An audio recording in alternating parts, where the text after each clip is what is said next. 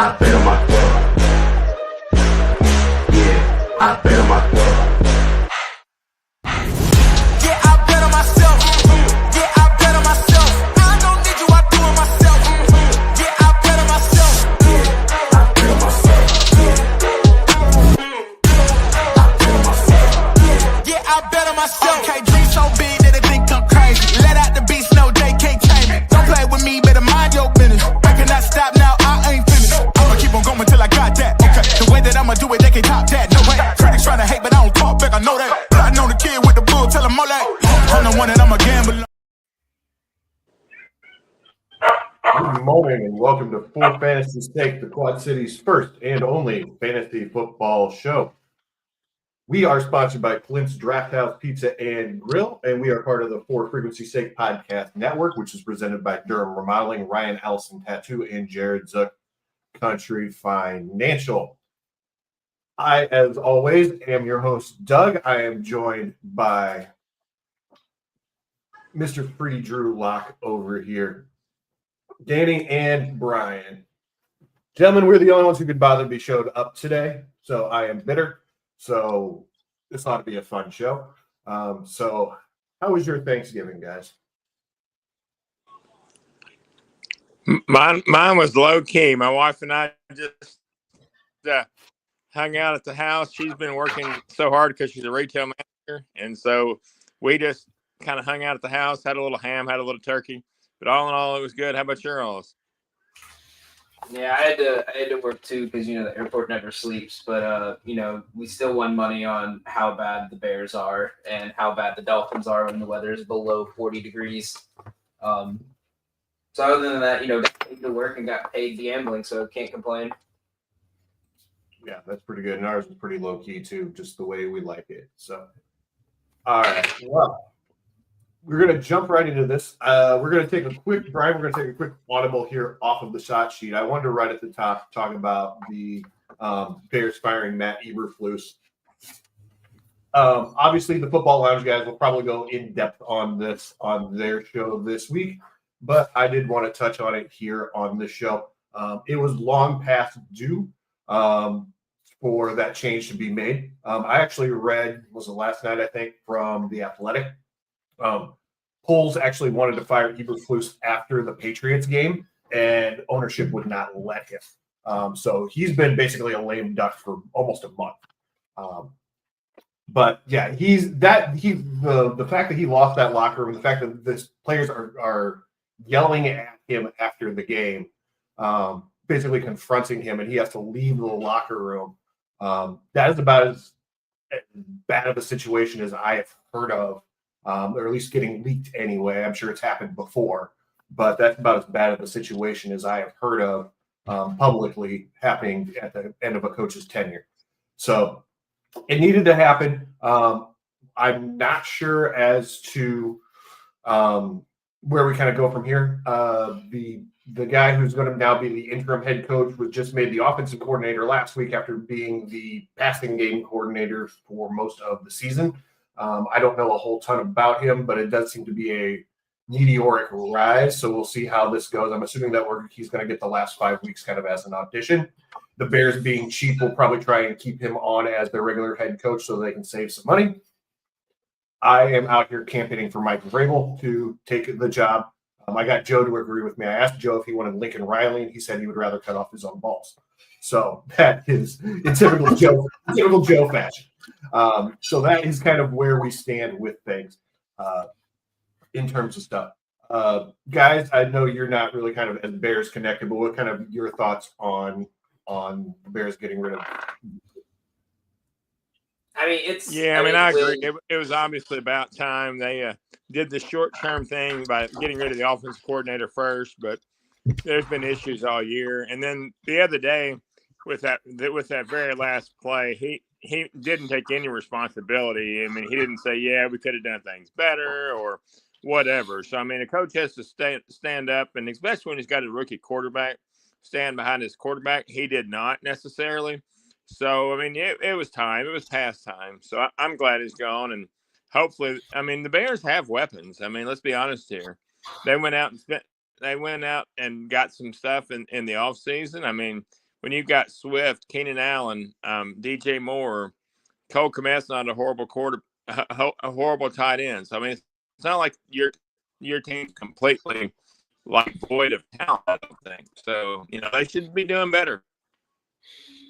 No, yeah, and this was I think I had said it to Joe before the season started. After they got Keenan Allen, I said if they can't, win at least 6 games this year, then Eberflus is 100% going to be gone. Because I thought because I mean, you know me, I'm a Justin Fields guy.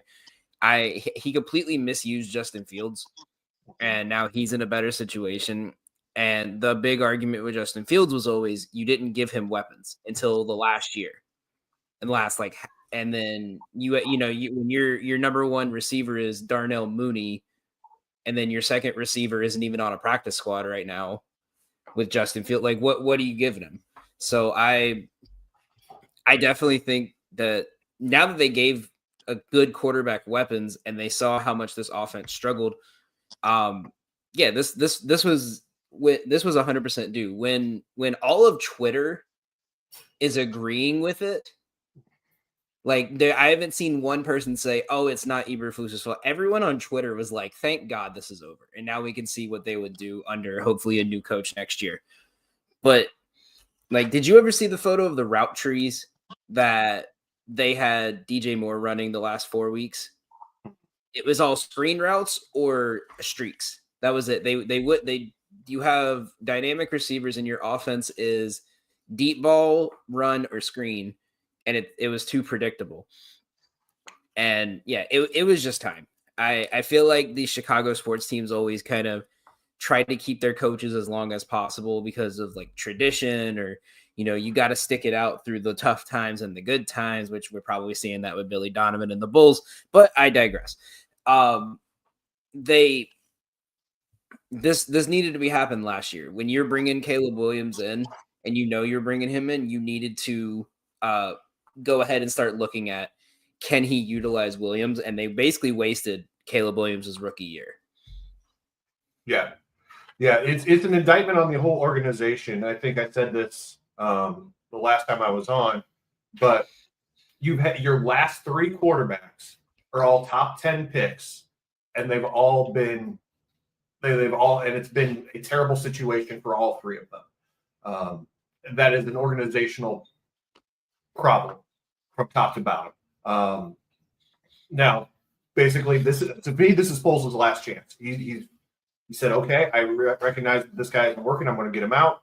But if the next coach that he brings in, if he struggles with Caleb Williams and they're not, progressing and making, looking better, then I think you've got to clean house again, and that's frustrating. As much as I hate it, rebuilding cycle. As much as I hate to say it, they need to look at how the Panthers are reworking this organization right now. Because as much as like the Panthers haven't really developed weapons around Bryce Young, they recognize the first year Bryce Young needs someone who can develop him.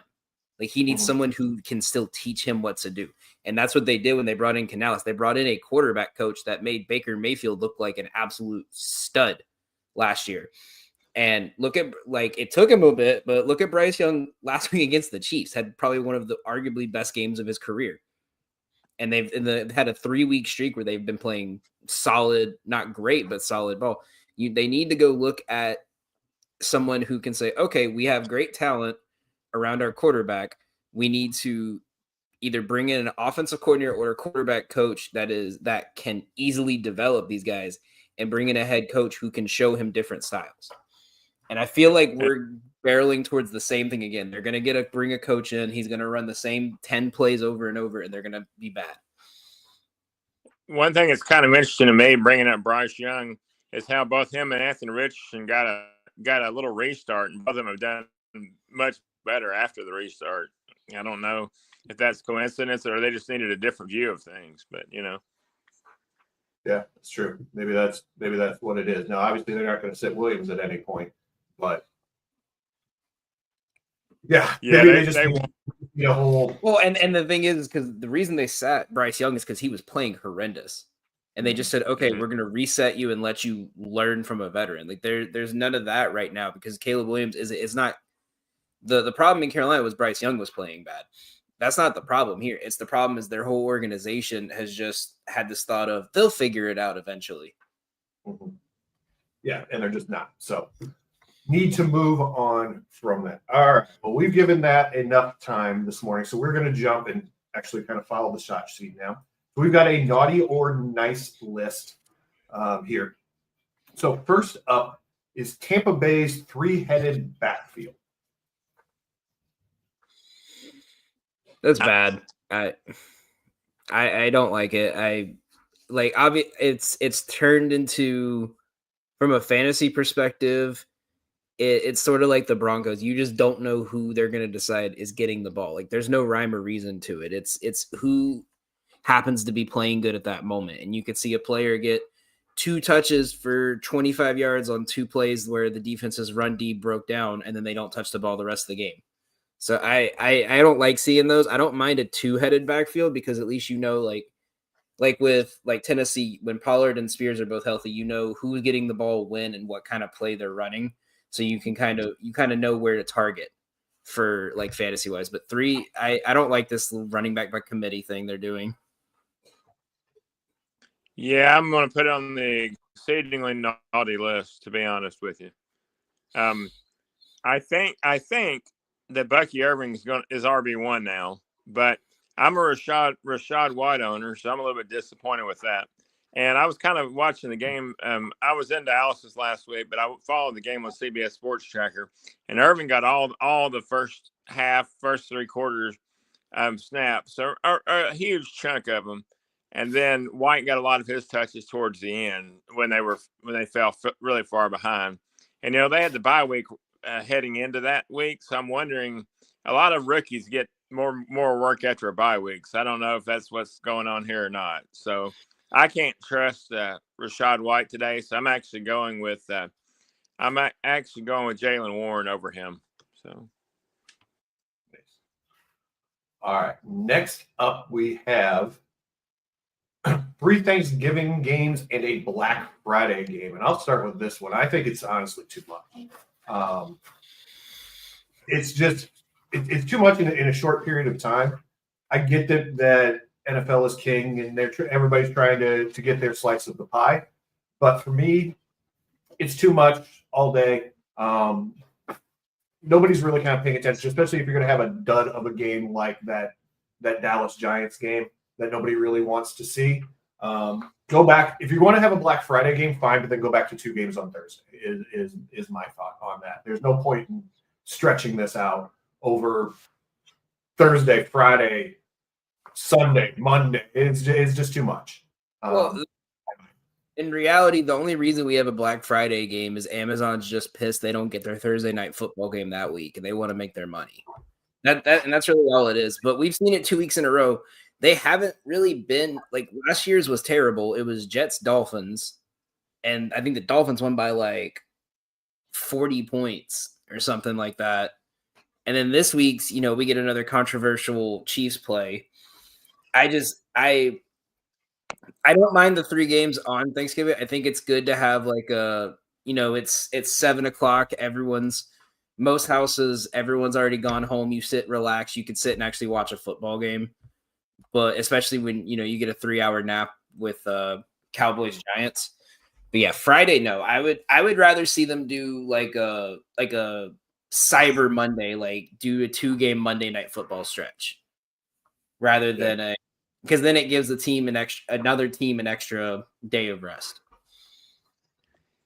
Yeah, I mean, they're on my naughty list here, but I mean, I think the primary reason they are is because in theory, I don't mind 3 games on Friday, and 3 games on Thursday and 1 on Friday, but the games wound up of no fault of anybody's being bad matchups. I mean, the Giants versus the Cowboys. I mean, it wound up being a remotely like decent game, better than I would have thought. But the problem was, I thought to myself, gosh, on Wednesday, these are some really bad football teams. And the matchups were just not good. And then even the Packers-Dolphins game wound up being not a great matchup. I thought going in that could be interesting. And then they keep giving this narrative of how cold the weather is, and the Dolphins can't play in cold weather.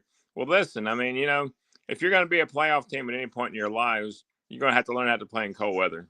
So, yeah, at least like make it like a game with some kind of narrative. Like the Monday night game that was the Ravens Chargers, that should have been Thursday night. The Harbaugh brothers versus each other. Like, look through the schedule and see, oh, we have the Lions playing the Bills this year. That needs to be a Thursday game, not against the Bears. And even with the Cowboys, like, even if Daniel Jones was quarterback, that's still a boring matchup to watch. Even if it was Dak versus Daniel Jones. Like, I think if they leaned more, like, the NBA, when they do their Christmas games, they always make sure there's a rivalry. There's some intense matchup. Lakers, Grizzlies, Knicks, Sixers, something like that. There's some kind of narrative that they could push. And maybe the other thing they ought to be able to do, I know they've got a flex time in regards to later in the season. Maybe they ought to go ahead and allow that now. Yeah. Switch around some stuff. Yeah. 100% agree. All right. We are going to jump to the most controversial one on the list. Green bean casserole. On your next. It's on both depending on who makes it and how they make it. Yeah, for me, it's on the nice list. I like green beans, and there's nothing with making it a casserole. I'm kind of like the Mikey of food, though. I mean, I know everybody remembers Mikey likes everything. Well, Brian likes everything.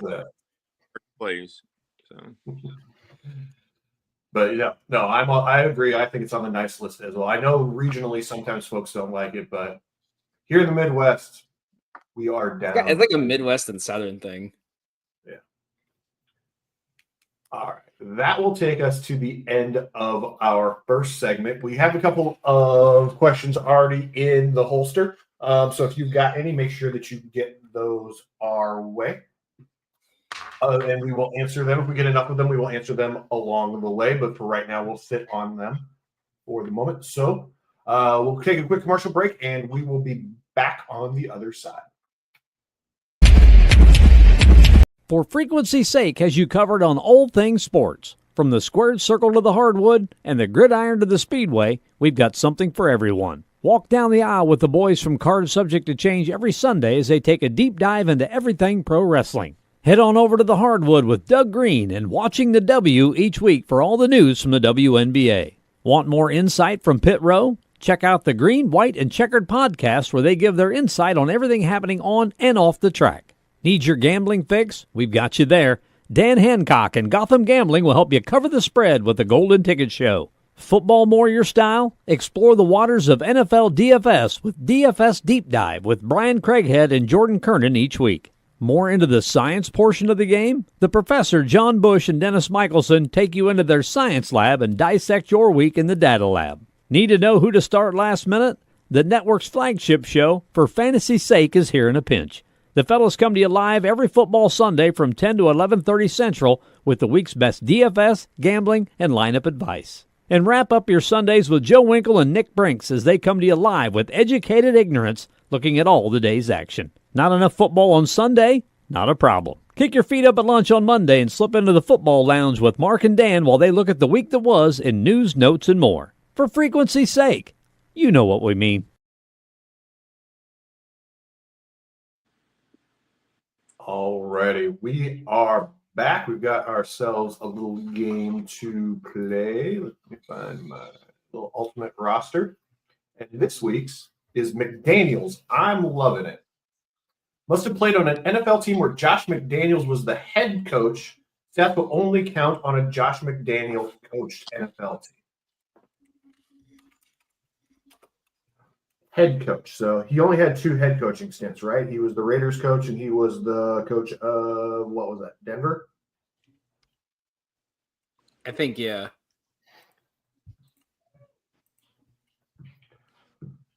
All right. Well, okay. So where do we want to start in the Josh McDaniels? Wasn't he the Patriots coach? No, he was never the Patriots coach. He came from the Patriots. Yeah, he was the coach of the Patriots. No, Broncos. Yeah, you're right. Broncos and I know he was the Raiders coach because I remember Al firing him spectacularly with a PowerPoint slide. Yeah, that was great. What's the current coaches of the Dolphins' name? Mike McDaniels. Okay. He was the head coach of Denver in 2009 and the head coach of the Raiders. So for Raiders, I mean, for wide receiver, you'd probably have to put Devontae, right? But did he coach Devontae? What years was Yeah. He was their coach last year. Oh, okay. Yeah, that makes sense. All right. So Peyton was still with the Colts when he was with Denver, I'm assuming, right or no? No, I think he was Peyton was with the Colts because I think that was around like the Kyle Orton years. Okay. So we can always take Peyton now. All right. I don't remember Josh Jacobs for the running back, Jacobs, yeah. or is there somebody better? I would say I mean, you got like Noshawn Moreno. No, Marshawn Lynch was was retired by then. I was gonna say him with the Raiders.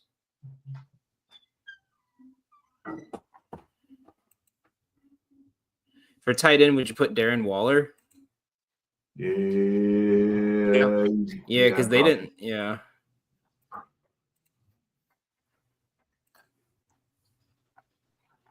feel like QB, you'd have to put Derek Carr. Yeah, because I feel like Carr's just when he was coaching. So even though Manning had better career numbers during that one, I think that his season was. Damn, wish it was IDP because then we could have put Max Crosby. Yeah. What about? I'm thinking like. What about Demarius? Is Demarius in the league then? 2010, 2009? I'm thinking maybe. 2010 to 2019. I was thinking like Brandon Lloyd or Noshawn. I don't mind Demarius. Either. I feel like we're forgetting somebody obvious. I love how everyone is in a non Raiders jersey for this, and all Raiders players but one. Yeah. I'm thinking it's really a vague category, to be honest with you. Well, his quarterback in Denver was Kyle Orton, and I feel like Derek Carr's definitely had a couple better years than Kyle Orton. Oh, yeah. So, there's got to be a Bronco somewhere on the line. I'm just don't have to make that timing work. I say just submit it. I think it's probably the best we're going to get. This one's a harder one. Yeah. Let's see what we say. Ooh, they did not like Demaryius Thomas. Yeah, he was. Oh, wow. I think he was only the coach for like his rookie year. All right, let's see what it says. So, Kyle Orton was better. You're right, Noshawn. Look how low those numbers are. Bad. 95. That's like 95 fantasy points. We got snowflakes. That must have been something good, right? Yeah, we still finished with an A. Because we got Devontae and Josh Jacobs. We had a B. And we had Devontae, Josh Jacobs. Waller wasn't a bad pick either. He was behind by like 10 points. Kyle Mother-loving Orton. Every Bear's favorite player. We got to do stats for Everflux and throw that one in as a category.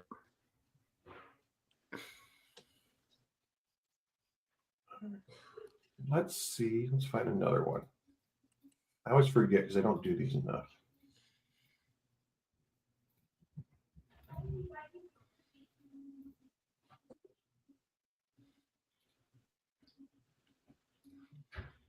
Maybe how to change this. Click on the logo at the top. Maybe that'll. Nothing. Not able to. Previous challenge. Let's go previous challenges. Here we go. Last 100.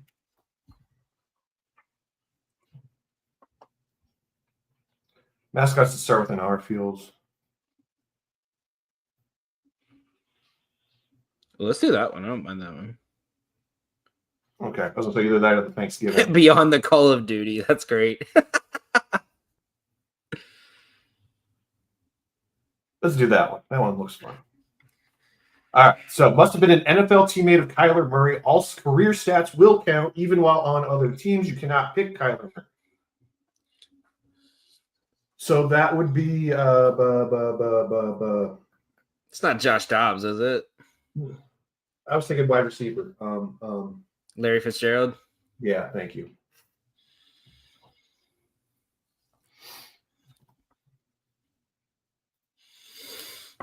I feel like QB, like, because they haven't had like an old veteran behind him.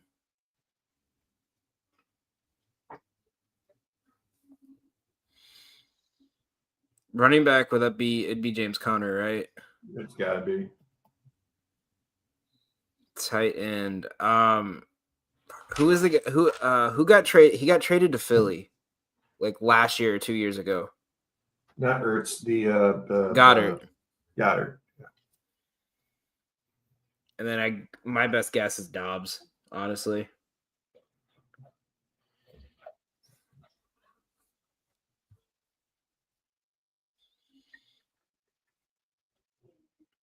Ooh, I'm trying to think if he had like. I feel like it's like that Kyle Orton situation all over again, where he had like a backup, like a veteran backup, like his rookie year. That would have like that was my thought, but I couldn't think of anyone because the only name that came to mind was Carson Palmer, but he definitely retired before Colt McCoy was his backup for a year. Oh, DJ saying it is Ertz since he wants to comment but not join us. Jerk. All right, we can change that to Ertz.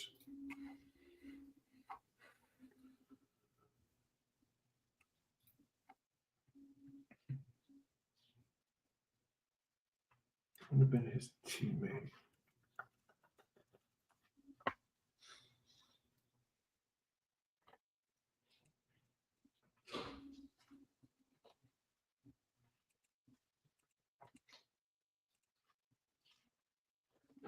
Who'd you think it was, Danny?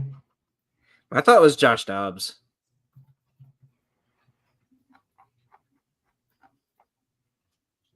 Brian. Brian, I lost you. Yeah, his backup this year is Clayton Tune, so it's definitely not him.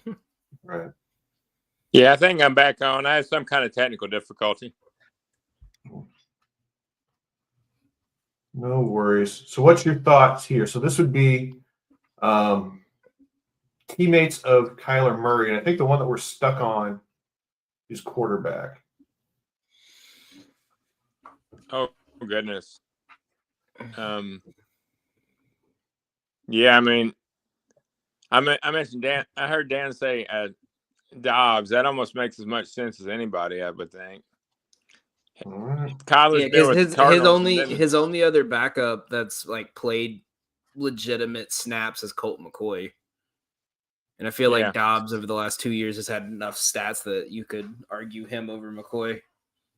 Yeah, because Kyler's only played with the Cardinals and he's been the starter the whole time. So, yeah, I mean, I think that makes sense. Dobbs. Who took over for Kyler when he was hurt for like that like whole year or like half a year? No, Dobbs took over for like 5 weeks, and then they traded him when Murray was like 2 weeks away from coming back. Didn't Josh Rosen or somebody play a few games too or something? Yeah. But he's not. Yeah, he would win. That's what I was thinking of Dobbs, because Dobbs was like the starter for like 5 weeks, and then they traded him because Kyler was coming back like in like a week or two, and the trade deadline was coming up. So and Dobbs did good when he was in Minnesota. So right? Yes, that's what I was thinking. Like Dobbs did decent when he was in Minnesota for a couple of weeks too. So all right, let's see what they say. A C. We got A pluses with everybody else. Yeah, it's on me. It's on me, So, guys. it's fucking Colt. Colt McCoy. 456, 224. Okay. But we still, that has to be like an A, I would say. Yeah. Yeah. 10,000 points. All right. Well, that was stimulating.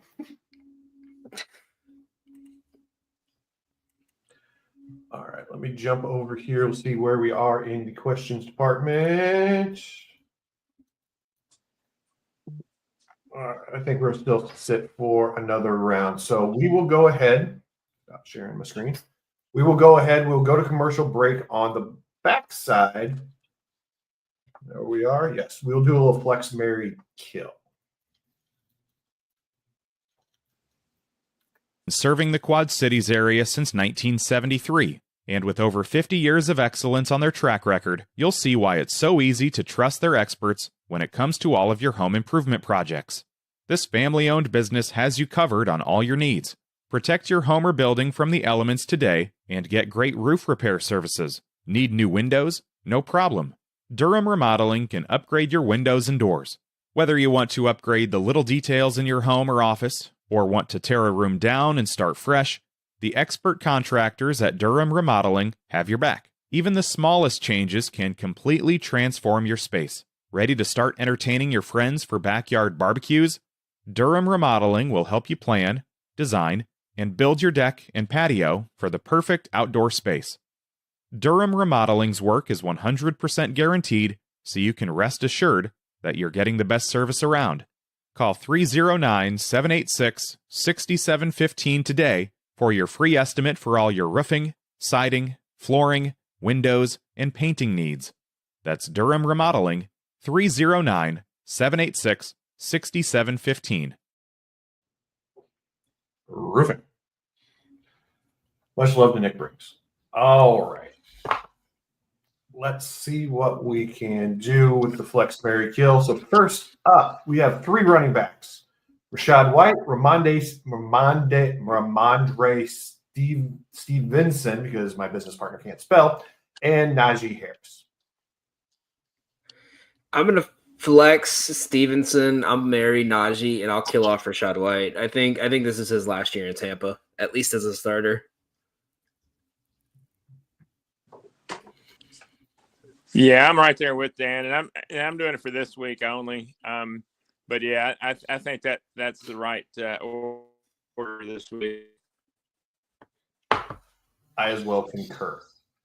That was easy. All right. Next up, Marvin Harrison Jr., Khalil Shakir, Brian Thomas Jr.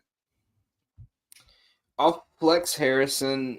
No, you know what? I'll marry Harrison. I'll flex Brian Thomas, and I'll kill off Shakir. I like Shakir, but as Joe would say every week last year, you cannot trust anyone that is a target for Josh Allen because you don't know if he's going to actually throw to them or throw to the same target 45 times.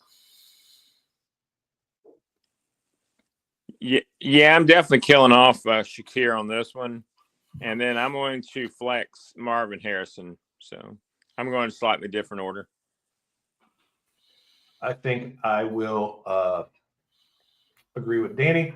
And shout out to Mr. Josh Allen getting engaged to Miss Haley Steinfeld this week. Should have been me. Yes, you can get engaged to Josh, and I will take Haley. I know. Can't wait to go back in the room with my fiance after saying that. Yeah, I know. What are you talking about? Sure, if the wife wasn't busy yelling at the cats, I'd be in big trouble. All right. She goes, I heard you. My wife's in the room, so I'm smart enough not to say that. So, all right. Up next, we have Lad McConkey, Zay Flowers, and T. Higgins. None of those are their real names. I'll flex I'm Lad. T. Higgins and kill Lad. I'll flex Lad. I'll marry Zay and I'll kill off T. Personally, I think I think they're going to be going too much to Jamar Chase, like especially with the contract talk. And in reality, if the ball's not going to Jamar Chase 20 times a game, they're not having a chance at winning. So I think we're going to slowly see his targets go down over the next couple of weeks. And Zay is been pretty much their go-to target, except for random deep balls to Bateman or Aguilar. So I'll trust him on that. Yeah, I think I will go Mary Zay, Flex T, Kill Lad, but I'll probably be wrong. All right. Next up, we have Nick Westbrook Ikine. I've never even heard of this dude. Javonte Williams and Adam Thielen. Okay, so DJ added this one for me because, Doug, what you've been missing last couple of weeks is for the last 5 weeks, we have bet Nick Westbrook Ikine touchdown when it was at like plus 900, and it slowly went down because he's slowly gotten a touchdown each game. And now I have to go buy a Nick Westbrook Ikine jersey. Okay. So I'm marrying him. If you want to start anyone and look like a genius in your league, it's Nick Westbrook Ikine. He's not getting a bunch of targets, but he catches every single one of his. He's averaging 3 targets a game, but 2 red zone targets, and averaging 75 yards per game since their bye week. Last week, I think it was a 90 or 95 yard touchdown. Yeah, 2 weeks ago, 95-yard touchdown. Yeah, he's this really sneaky. It's kind of like Jonnu when you watch the Dolphins, where he's just always somehow open because they know the ball's going to Ridley, they know it's going to Okonkwo, and all of a sudden Westbrook Ikine is down the field wide open.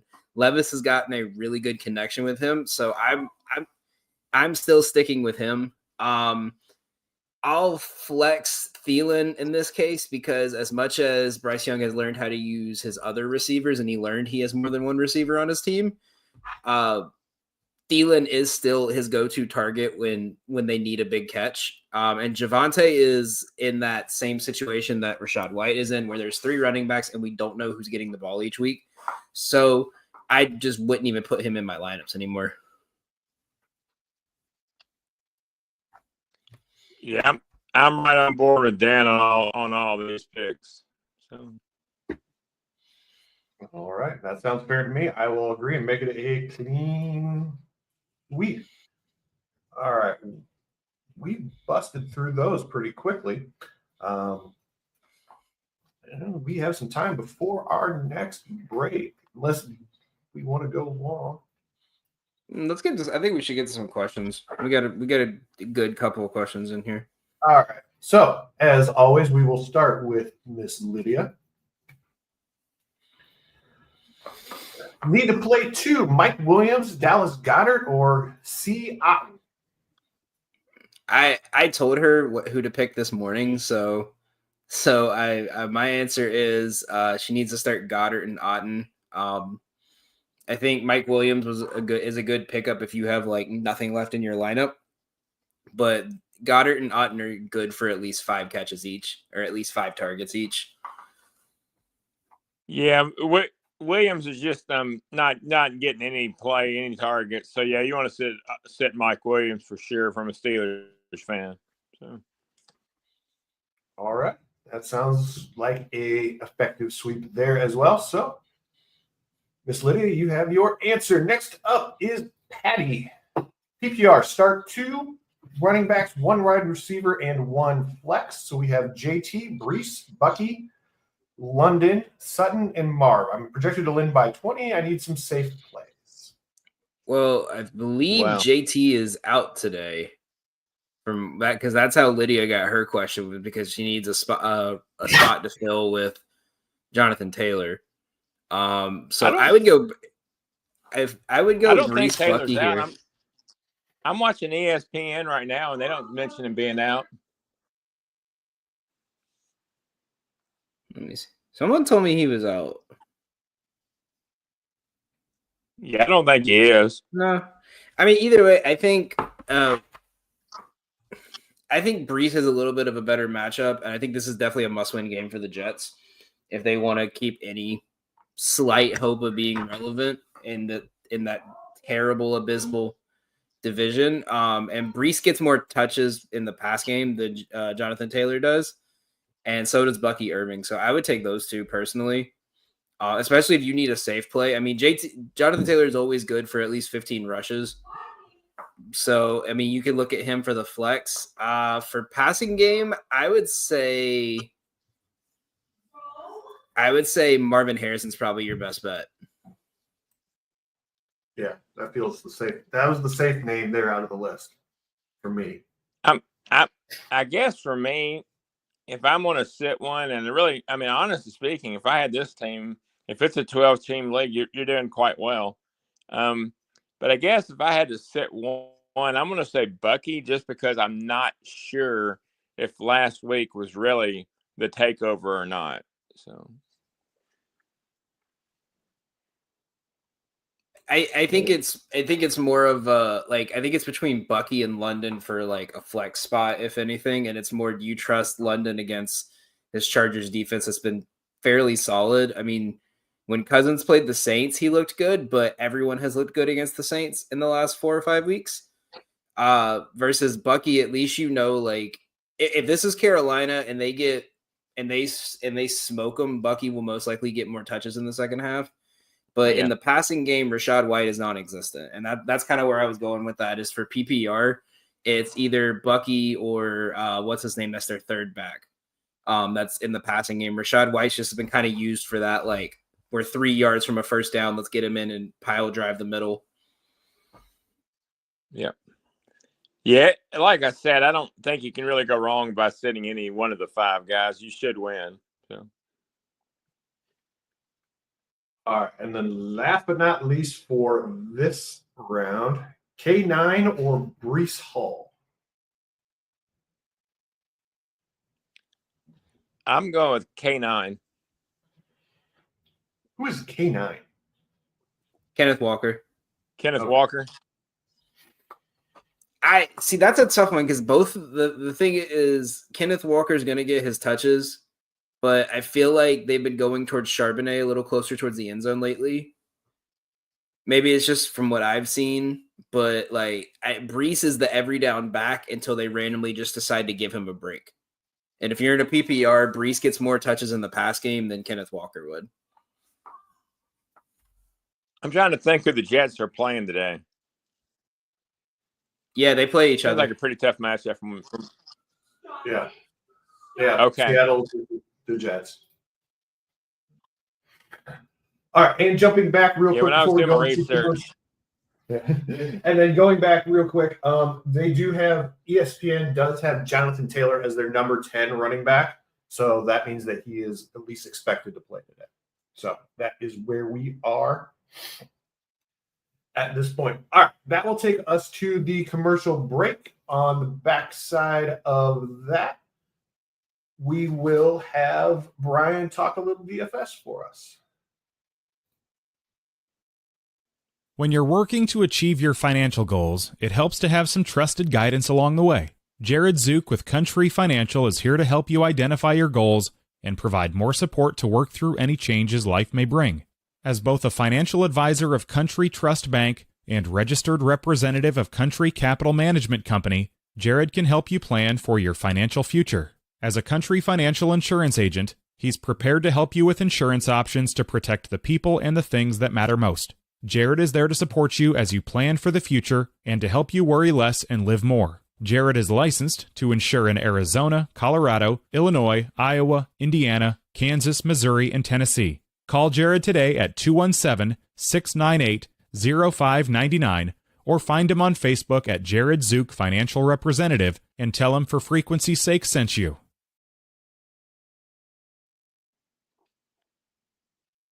I want to know who does the drawing of the umbrella in that commercial, because I got a feeling it's DJ. All right. We are now up to the DFS segment. Mr. Brian, the floor is yours. What are we looking at this week? All right. So first of all, there are no buys this week. We've already mentioned it. There were 3 games on Thursday, 1 on Friday, but there's also 1 Sunday night game and 1 Monday night game. So there's only 10 games in play in the main slate. So a total of 20 teams. And we always kind of like to start out with stacks. Couple of the stacks I'm looking at are Stafford and Nakua as one, and another stack. I actually went a triple stack on this one. I went with Burrow, T. Higgins, and Chase Brown. Needless to say, I like Jamar Chase, but that price tag's a little prohibitive, so I went with the T. Higgins side of things. And then in regards to my defense, I went cheap. I actually like the Cardinals. They're playing the Vikings at Minnesota, but Minnesota's been good for a pick or two or a turnover or two. So, I don't mind playing the Cardinals at 2,400. And then the tight end landscape's kind of strange this week. With all those primetime games, you're pretty much looking at Trey McBride as your primary leftover. He's a good consolation prize, but most of the other tight ends are not that great. So I don't mind paying up a little bit for Trey McBride on that one.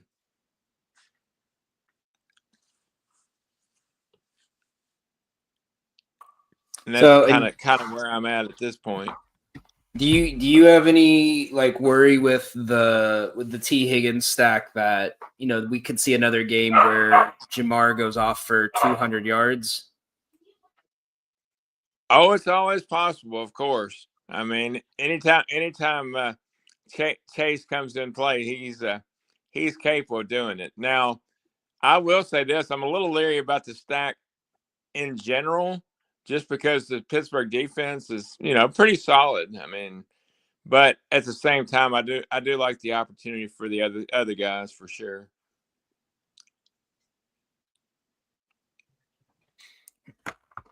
So, and in terms of someone I'm always kind of curious about as a low value one, especially with the way that the Commanders have been playing, is Tennessee kind of in general. Tennessee has one of the best passing defenses.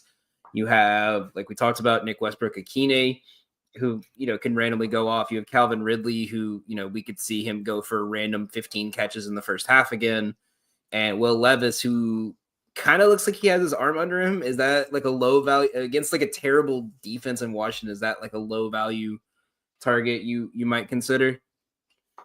I mean, yeah, it's got its value. I mean, the one nice thing about some of those players you mentioned, they're not on the highest end of salaries, so it provides opportunity. It's not one of my absolute favorite games, but I mean, I could see something along the lines of maybe going with Jaden Daniels and McLaurin and bringing it back with either Ridley or Pollard. I'm probably staying away from Levis despite his big game last week. It seemed a little fluky against, I don't know, the Texans left a lot of passing avenues last week. I'm not sure that'll be quite as productive today, but yeah, I don't think that's a bad play at all. Yeah, I was kind of looking at that. The only thing I kind of have any worry with the Commanders is Cliff Kingsbury's kind of known for having a dynamic, explosive offense the first 6-7 weeks, and then just everyone's figures out. He runs the same couple of plays, and then it slowly dies down. I mean, look how Arizona started with him his first year there, and where they were at after week 5 versus week 10. No, I mean that makes perfect sense. I mean, Daniels has not been playing well. I mean, really that great. He wound up last week with good numbers, but all that came in the second half. I mean, the score was either 3-0 or 3-3 or something with Dallas at halftime, and then all of a sudden, real fluky fourth quarter. So ever since he had that Hail Mary in about, I don't know what week that was, a Bears fan probably can tell me, but it was about week 7 or 8, I think, and he's just not been as good. And yeah, I could see that. So, and then one that I put in mind is I did Kate Otten and Baker. How are you feeling towards that one? Because the Panthers have just been atrocious towards tight ends. No, I totally agree with that play. Actually, one I put in, I had a double stack of tight ends with Kate Otten and McBride. I mean, so I definitely can see that. They're projected to score 26 points today, so there's going to be some value there, and you can get. I mean, that's another thing I was thinking about. So, in regards to cheaper plays, less expensive plays, I like I said, I already said, I like Chase Brown.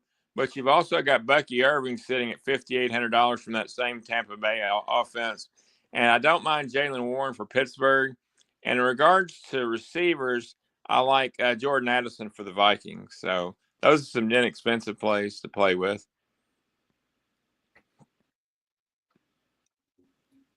It seemed to me I went cheaper with running backs and kind of spent up a little bit on wide receivers this week. So. Yeah, I always feel like this is one of the weird weeks when there's like limited games and like it doesn't give you as many options. Because I feel like a lot of people are going to be on players in that Ravens Eagles game, and obviously the money, you can't take anything Bills Niners, but I just feel like we're in for a weird week. I've seen a lot of people who are like taking teams and players that are kind of that don't look to be the best, but a lot of people are putting money towards them. So it's definitely an interesting week gambling and DFS wise. Yeah, the thing about the Eagles and Ravens, I mean, a name I'd throw out there that's one of the very few inexpensive plays on the day is Bateman for Baltimore. He had a big game. He had a big touchdown catch in Monday night's games, and he's sitting, I think, 4,200, so he's pretty cheap. But everything else, being the Hurts and Lamar Jackson and Saquon, just everything else is pretty, and Derrick Henry, everything else is pretty expensive. So if I'm going to throw something in that game, it's probably going to be like a Bateman to kind of round out my lineup.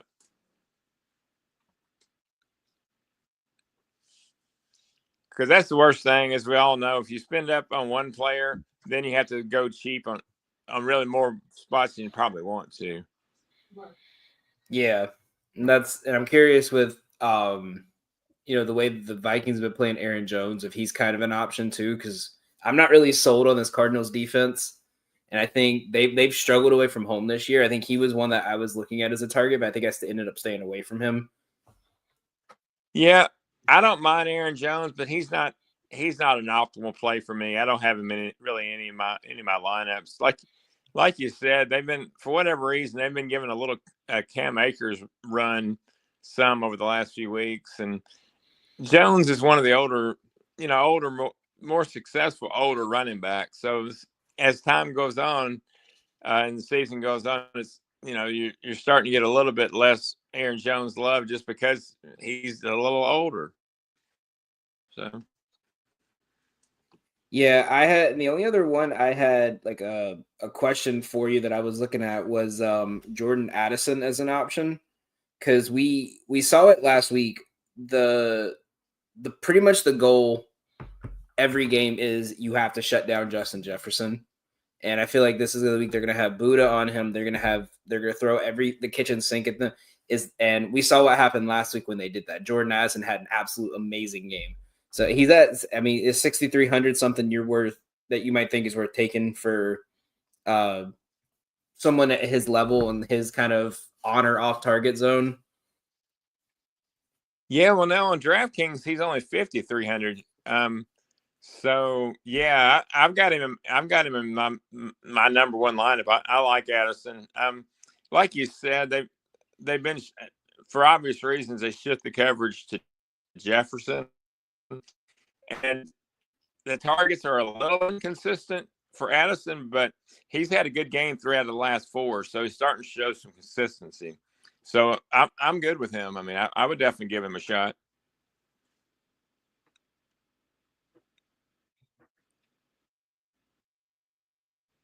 Yeah, all of FanDuel's is just completely juiced. Like Bucky Irving's at 72 right now.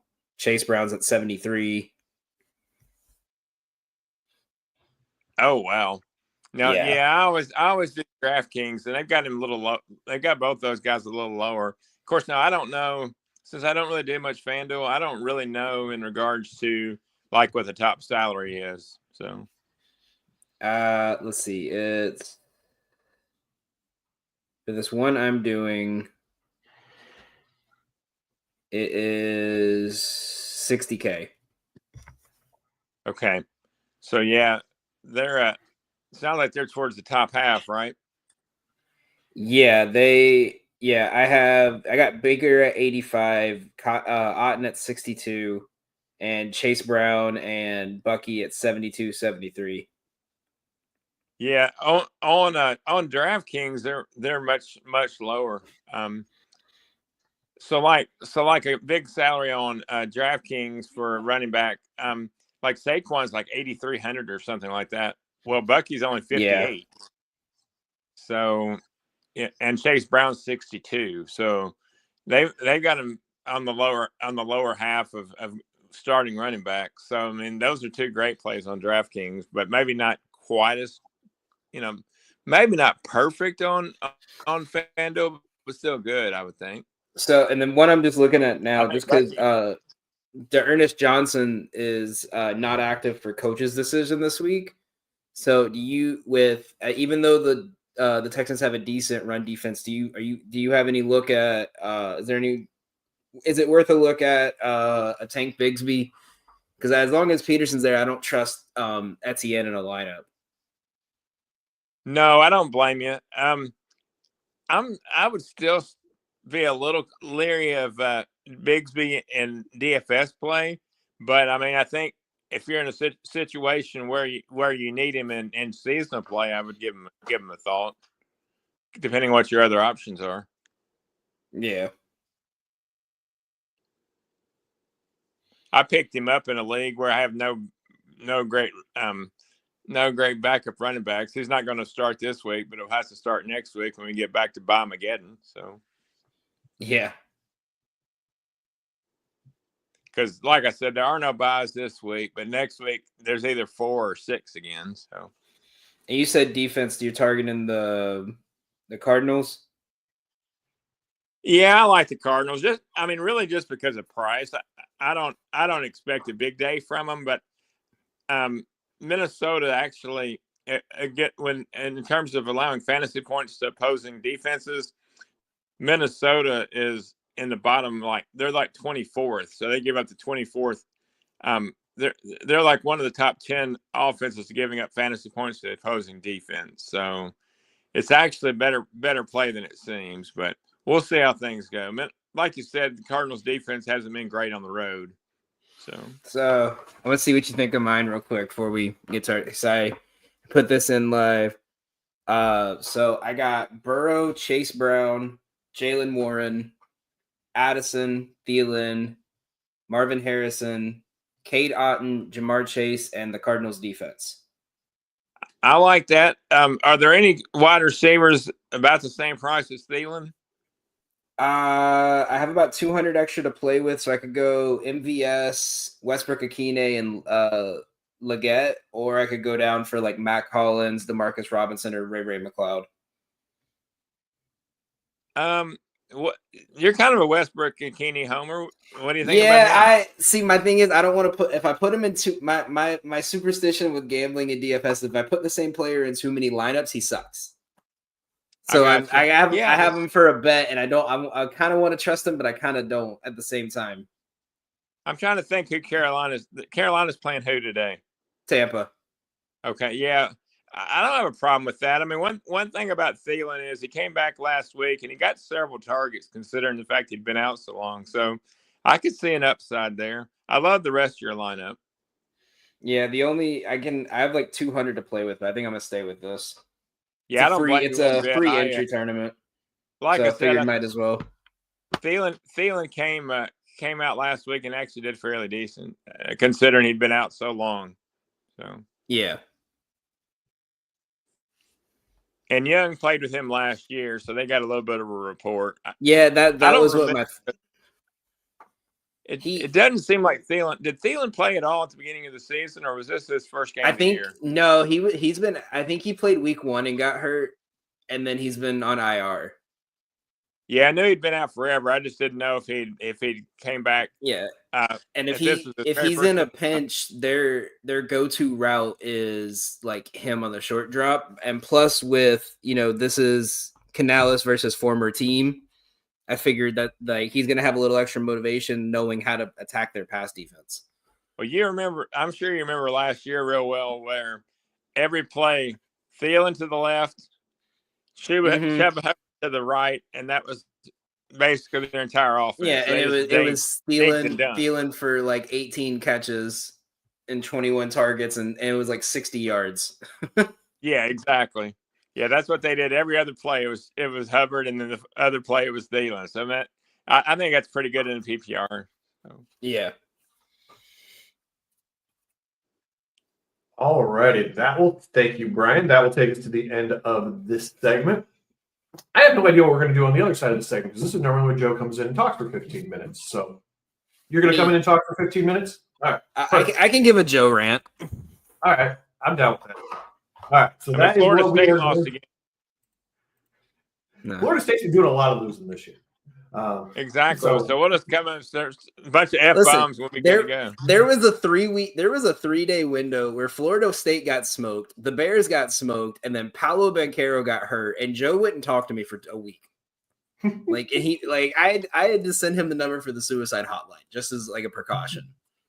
Is that why he's not here today? I don't know.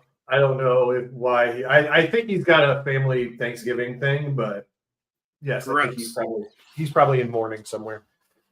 All right, that will take us to the end of this segment, and then we will jump on the other side. Danny will battle for 15 minutes.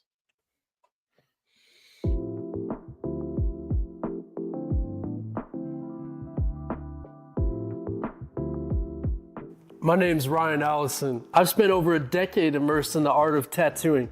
Sharply honing my skills has materialized into a diverse and prestigious body of work. Each tattoo reflects my relentless pursuit of excellence, and every client I work with is a living embodiment of that unwavering commitment. I will gladly and wholeheartedly embrace your distinct vision.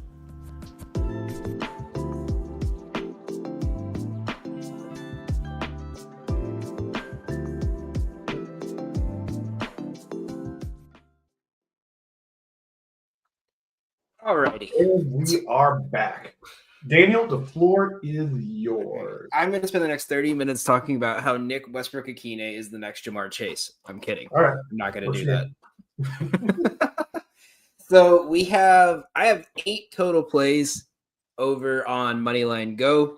You guys can check those out. All my plays I post at least 3 free plays every single day, and you can get all my other plays for just $1 for the rest of the year, because I don't have time to be charging you guys that much money for only 5 to 7 plays a day. So go check out my plays. I post them all the time on Moneyline Go before they go on Twitter, before I come on here. Everything was posted today by 10 a.m. so you can get the best lines. We even post early bets every Sunday night and Monday morning. I post at least 3 plays that we took before the lines have moved. In the last 3 weeks, we have hit every single one.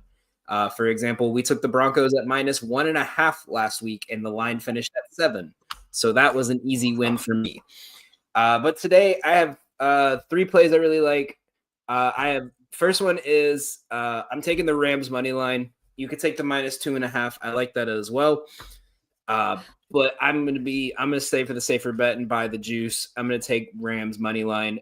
This Saints team is coming off 2 big wins and a bye.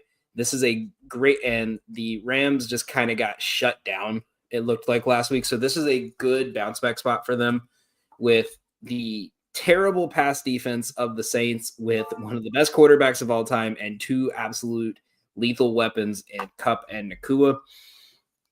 So I'm trusting the Rams here. I'm taking the money line. Also in this game, Matthew Stafford is going to have a legacy game today. I'm calling it right now. I have Matthew Stafford over 258.5 passing yards. It's -110 on FanDuel currently. This line, I would not be shocked if by kickoff, this line at 4:00, this line moves up to 260. I've seen a couple books already moving that way. Since the bye, Stafford has hit this line in 4 of 6.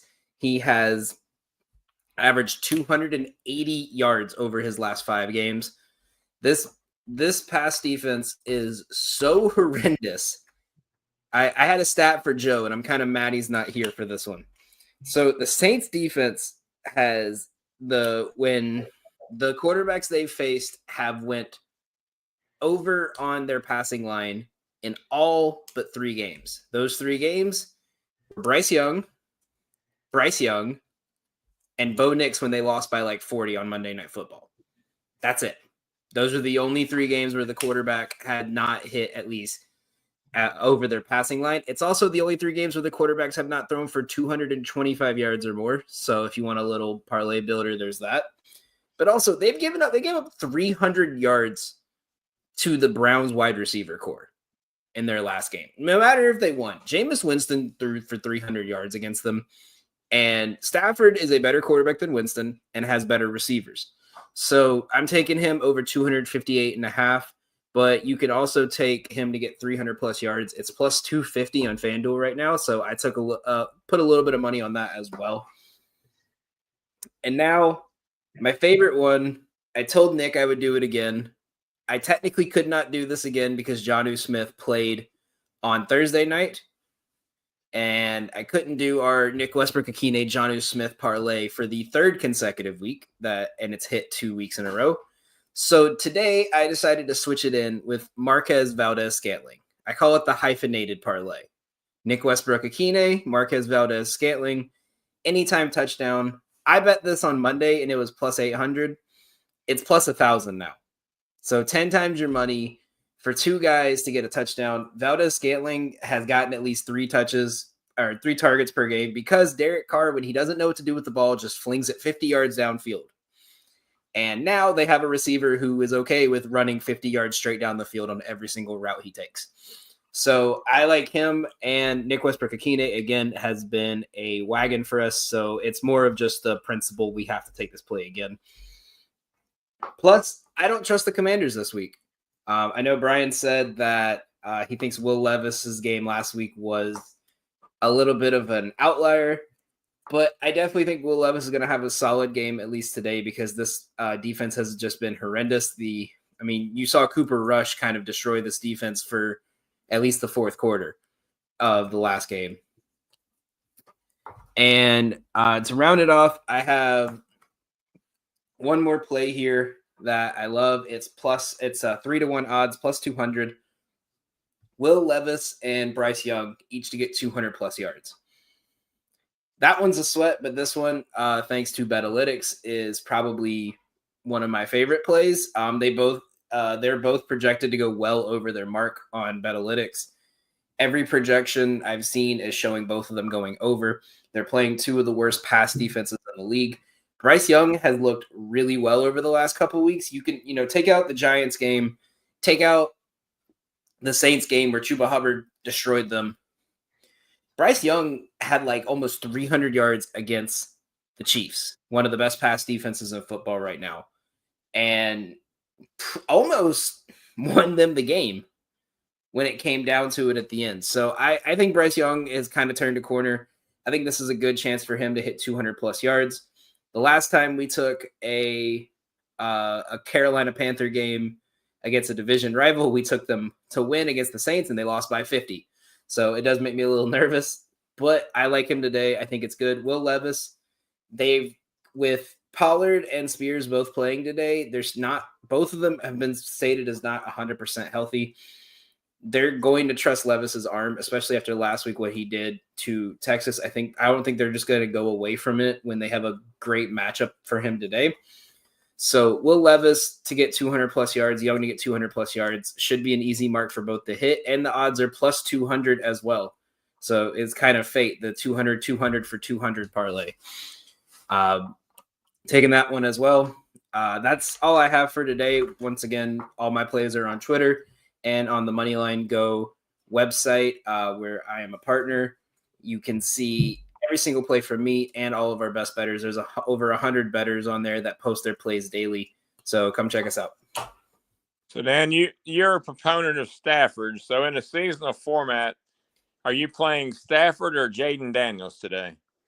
Oh, I'm playing Stafford. I think the Titans are such a weird defense because they are the number 1 pass defense right now. But part of that is because they're getting torched so bad that teams are not having to pass the ball in the second half. But when they've played close games, they've forced quarterbacks to struggle in the pocket, especially the younger quarterbacks. Like we saw Drake May, no matter how great that throw was in the Titans-Patriots game, in the fourth quarter, Drake May had to run a lot. He was forced out of the pocket a lot. They have as bad as their cornerbacks and their safeties are, their defensive line is even better at getting to the quarterback. As much as I think Daniels is going to have a decent game, I just think Stafford's the best option this week. I mean, the Saints offense is going to have enough with how bad the Rams defense is to keep it close. And you have Nakua, who's been hot, Kupp, who's been hot, Parkinson, he's been throwing to a lot. Demarcus Robinson's been getting touches. He's got a lot of options here. And with a defense that's given up over 600 yards their last 2 games in the air, why not the best quarterback out of all 3? Makes sense to me. I've been on the fence on that one. So let me make sure I'm not playing you this week in case that was my matchup. No. I just want to say shout out to me for not setting my lineup on Thursday. And apparently everyone on my team but Lamar Jackson played Thursday. Good job. And it was like, I didn't take him out of my lineup. And it was like Rome Odunze, CeeDee Lamb, Wan'Dale Robinson. And I have Devontae, Charbonnet, Kamara on my bench right now. Oh, goodness. In my 12-team league, I was the only one that didn't have a player playing Thursday. I told them I was resting my players. They got the day off. I contacted the coaches for light walkthroughs on Friday, so they should be good to go. No, my best player of the week currently is Jonnu Smith at 20 points. That's it. No one else has more than 10. Yeah, Jonnu's been going on. Like I said last week, like if you watch their games, when he gets found, he's wide open. They're so focused on Tyreek and Waddle and Achane that Smith just finds himself open 6 yards down the field. He doesn't run anything fancy. He runs a curl route, an out route, and a streak, and he's just always open. So I think we did a good job killing Joe's time. What do you think? Yes. I did have one question for you guys, just because we haven't talked about it today. What is your expectations for Purdy this week? Is he playing today? As far as I know, it says that he will play tonight. Oh, this is going to be the Christian McCaffrey legacy game. He's going to get 15 screen routes, 50 rush attempts. This is going to be an ugly game in multiple ways.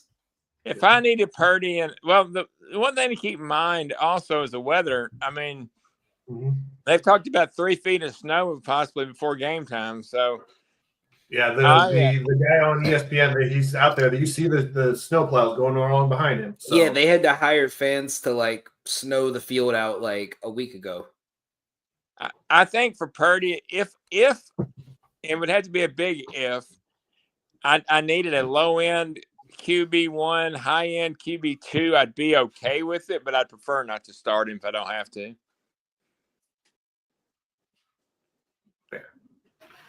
All right, that will take us to the end of this segment. Make sure you get your questions in. When we come back, we're going to answer them all. Do you love everything sports? So do we. That's why we shop at Atomic Sports Cards and Collectibles. Atomic has everything you could ever want to blow up your collections. They have sports cards ranging from the 1980s to today, whether it's singles, wax packs, hangers, or boxes. They've got vintage hats, clothes, and collectibles from your favorite teams to widen your collection. Check out Atomic Sports Cards and Collectibles today at 102 4th Street West, Milan, Illinois.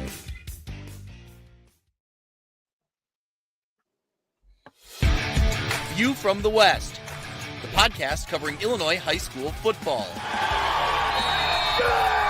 Weekly analysis and reaction from around the western side of the state of Illinois. This is the game we had circled when the year started. Follow along on YouTube and Twitter, and subscribe wherever you listen to podcasts. It's big-time football out there tonight, and I know we can play big-time football. View from the West. We got you covered.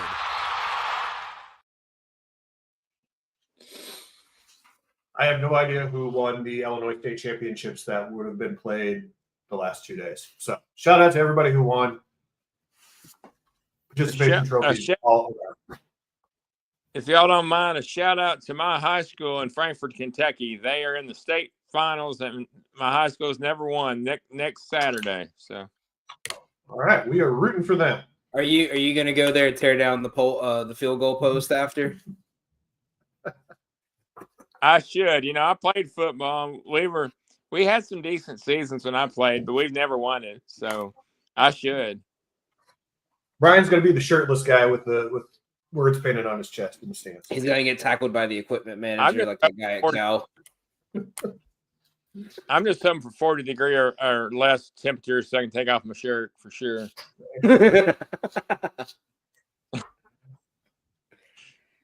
All righty, here we go with your questions. Make sure you get them in. We've got another one from Ray Gamer. Standard scoring. I'm stuck between Ladd McConkey versus the Falcons or Garrett Wilson versus the Seahawks and Taysom Hill versus the Rams or Cade Otton versus the Panthers. I'm going to go Ladd and Cade there. I think Ladd's getting a lot more targets. I think they're starting to get comfortable with him, especially after Quentin Johnson was like 0 for 3 his last game. And if you're looking at Taysom as a gadget play, it's you're going to flip a coin on him. He's either going to give you 50 points or you're going to start him and he's going to give you nothing. At least Cade, you have consistent minutes. You have consistent touches. Basketball sneaking in there. I'm going to go with that on Cade. I'm going to go with Garrett Wilson on the other half, just because. But I agree. Taysom Hill's the kind of guy that I can't trust. No, it's the week you trust him is when he plays 2 snaps, and then the week you don't is when he runs for 3 touchdowns and throws for 75 yards. Yeah. I guess he's the kind of guy that it depends on how I feel about the rest of my team. If I need an upside guy and I feel like I'm probably going to get beat otherwise, that'll be the week that I'll use Taysom Hill. That is fair. If you need that lottery ticket, he's the guy that you scratch off. Do you know the Saints Twitter bio? It just says Taysom Hill is a football player. That's funny. That's good. I like it. All right. Next up, Owen Lease wants to know Brian Robinson Jr. or Garrett Wilson. I guess I'm staying with the Garrett Wilson train. I would say B-Rob's going to get most of the touches, but that Titans defensive line is just too good. I mean, you have a 6'5", 300-pounder that can get in the backfield in less than 2 seconds. I wouldn't trust it. For those that haven't heard, Austin Eckler was placed on injured reserve. So yeah, but like you said, late in the season, they like to see what the rookies can do, and they got a young guy that was their RB3 that got a decent amount of touches last week. Yeah. Next up, we have Burrow or Jaden Daniels. I have been riding until Burrow falls. Yeah. Until Burrow falls I gotta off go the Burrow. track.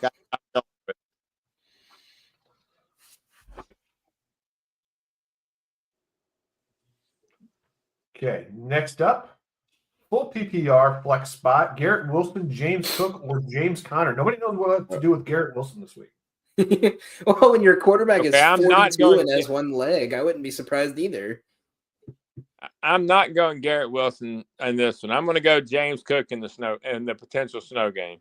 Yeah, the Vikings blitz at a super high rate. I think they're going to get back to Connor and Murray way too fast. I would say Cook or Wilson in this spot. Which one are you going with? Give me Cook. Which means Josh Allen will steal all of the TDs today. All right, next up, Mr. Juan Peña. So for my flex, we have Breece Hall, Ramondre Stevenson, Juan Jennings, Taysom Hill, Westbrook, or Mooney. My tight end is Kittle. My quarterback is Baker. My running backs are Kyron, Walker, and Stevenson. I'm going with the first one, Breece Hall.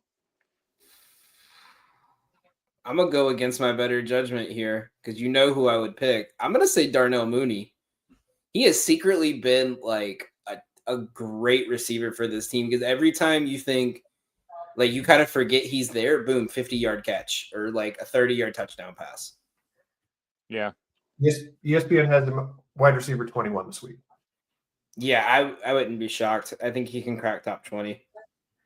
I will say I know this just popped up. I will say the ESPN rankings giving some love to Westbrook Akini. He's 31. So, well, it's because he's had a touchdown 6 weeks in a row. He gets like 3 targets a game. That's why I stopped taking like his receiving props, because he gets like 2 to 3 targets, but he got a touchdown 5 weeks in a row. As much as I did bet it this week, it's kind of like I feel like teams are going to slowly start realizing like we got to guard him. But that being said, at the beginning of the season, who would have ever thought that Westbrook Akini would be 31 in week 13 with no What was buys? it, week 4 when he scored his first touchdown of the year?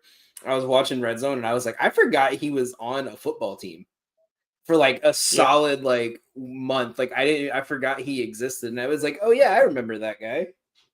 So ESPN has a fantasy football show, and they show like touchdowns from the weekend that nobody had on their fantasy roster. Westbrook for about 3 straight weeks was always on that. That helped. It's called That Helps No One. And 3 straight weeks. Now they've said we can't do that anymore. He's going to be like on a sleeper or a stardom or whatever, but we can't do that to Akini anymore. All right, next up, Nathan Lopez got a full PPR 10-man league. Got to choose between Terry and James Conner for my flex spot. What y'all thinking? I'll say Terry. I'm assuming that, so I'm going to Scary Terry. Yeah, I gotta go with Terry here. Like I was saying before, like the Vikings blitz so much, and Kyler Murray has never been good with the blitz, and neither has James Conner while in his Arizona tenure. So I think they're gonna get to the backfield quick. Yep, I would agree with that statement. Next up, we have Taysom or Kittle. I cannot believe this is a question. I'm going Taysom here. You're in the snow with a hurt quarterback. Oh man, that's a heck of a question. I agree with Doug on a normal basis. You wouldn't think this being a question, but I still think that Kittle will have the bigger game. Tight end 1. I do not care about people in Kansas City. All right, next up. Cole O. Pick 2 non-PPR. Cup, Connor, Najee, Chubb. Give me Cup and Najee. Yeah, I'm good with that. I'll go Cup and Chubb just because I'm a Chubb lover. Do with that statement what you will. All right. Next up, Dave Flynn. Hey, fellas, who would you go with for my wide receiver 2? My number 1 is Pickens because of matchup. My options are Devontae, Addison, Debo, or MVS. If you want someone if it's PPR, I would say Addison, because I feel like we're gonna see another week of they gotta cover Jefferson to stay alive, so Addison's gonna get at least 3 to 5 catches. But if you want a long shot, MVS has had like 2 straight weeks with 100 yards on like bombs. Yeah, he's the Westbrook Akini of the Saints. So I'm gonna go. I mean, in a somewhat contrarian play, I'm gonna go with Addison as well. The contrarian fact being that typically people would just automatically assume Devontae Adams. So yeah, do with it what you wish, but I'll go with that. I've boycotted anything involving the Jets. Yes. However, my counterpoint to that, to play devil's advocate for a minor second, would be if the Jets ever break out of it, Adams is going to be the guy leading that charge because Rodgers is going to be looking for his boy. Yeah, but he's been doing that for 3 weeks now, and it hasn't worked. Yeah, he's still looking with him with a flashlight right now. Well, I mean, that cave is pretty dark, so maybe he should use some stronger peyote or whatever it is that he likes. Shout out to Dave Flynn for being the nicest question asker we've had so far in the history of the show. Oh, no, we've had people that thanked us before. But we do appreciate the politeness. All righty, let us. It's got to be from the Midwest. Probably. All right. So, who is your quarterback one of the day? Stafford. I'll double down on it. Joe Burrow. Joe Burrow. Give me Lamar, because they're going to win that game. I think he has to be special. All right, your running back one. Saquon. God, that's a tough one this week.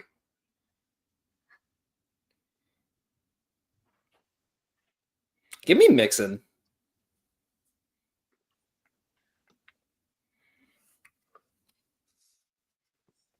Who would have thought running backs would have us struggling for like a show? Yeah. Give me Walker, I guess. All right. Who is your wide receiver one this week? Jamar Chase. Yeah, Jamar. Fair. All right. I will take that as well. And then last,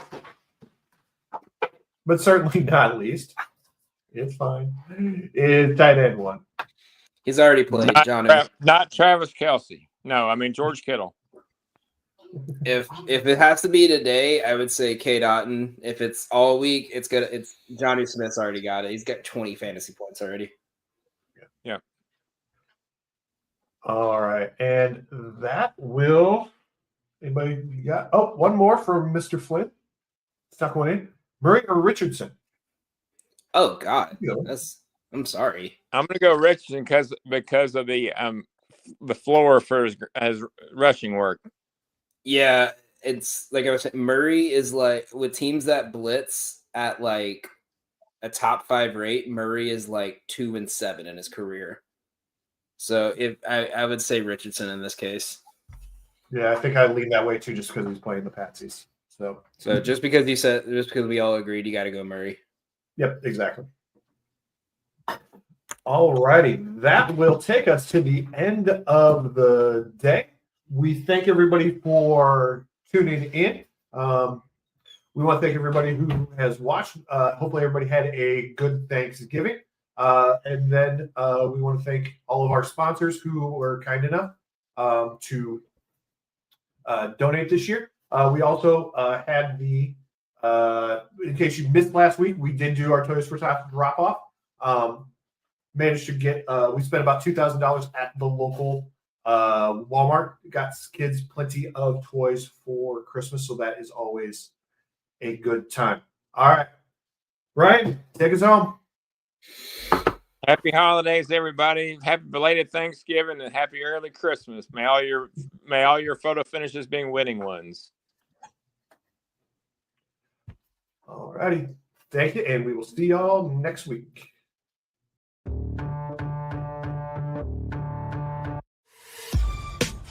This has been a For Frequency's Sake Podcast Network production. For more great content, subscribe to For Frequency's Sake on YouTube, Facebook, and Twitter.